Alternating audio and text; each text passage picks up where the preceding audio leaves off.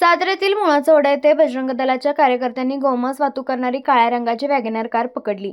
या दरम्यान बजरंग दलाचे कार्यकर्ते व गोमांस वाहतूक करणाऱ्यांमध्ये बाचाबाची झाल्याने परिसरात तणावाचे वातावरण निर्माण झाले होते। या घटनेवेळी नागरिकांनी गर्दी केली होती। या घटनेची माहिती मिळताच शाहूपुरी पोलीस घटनास्थळी दाखल झाले।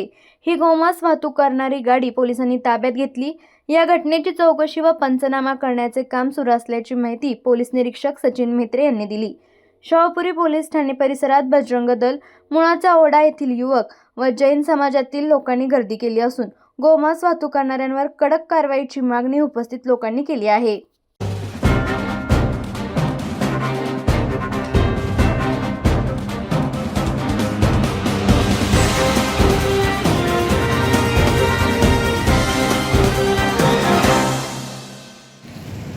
आज साताऱ्यात बारामती साईडून एक वॅगनर काळ्या कलरची सदर बाजार येथे गोमांस घेऊन आल्याची माहिती आमच्या गोरक्षकांना मिळाली।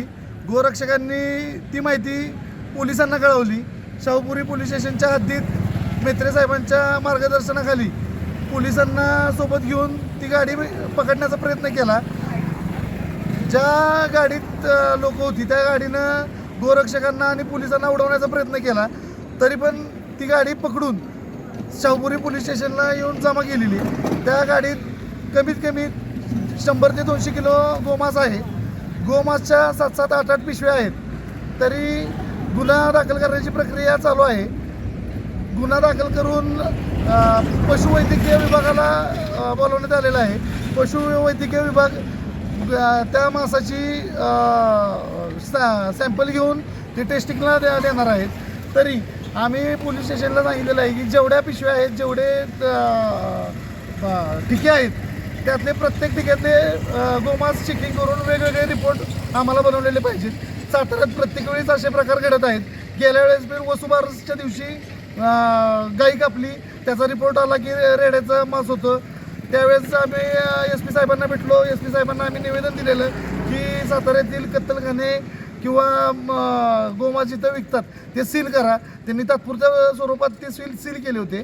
त्याच्यानंतर पण थोड्या दिवसात ते परत चालू करण्यात आले। तरी हे रिपोर्ट काय येतात ते बघून या रिपोर्टच्या आधारे आम्ही जर हे गोमांस निघालं तर आम्ही मोठ्या प्रमाणात आंदोलन करणार आहे। पोलिसांना आमची विनंती आहे, प्रशासनाला विनंती आहे की साताऱ्यातले कत्तलखाने किंवा गोमांस जिथं चालतं ते हॉटेल्स आहेत ते सगळे सील करण्यात यावे। धन्यवाद। जय हिंद, जय महाराष्ट्र। जय श्रीराम।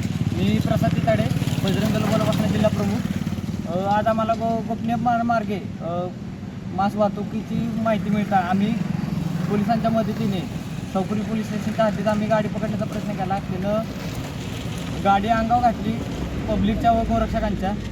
पोलिसांच्या मार्फत आम्ही अशी गाडी पकडली। आता गाडी आणली शाहूपुरी पोलीस स्टेशनला आणली आणि आता पशुवैद्यकीय अधिकारी बोलून त्याच्या मांसाची चाचणी होऊन ते मांस कशाचं आहे ते बघून रिपोर्ट येतील। ते जर गौमाता असेल तर आम्ही तीव्र आंदोलन करू।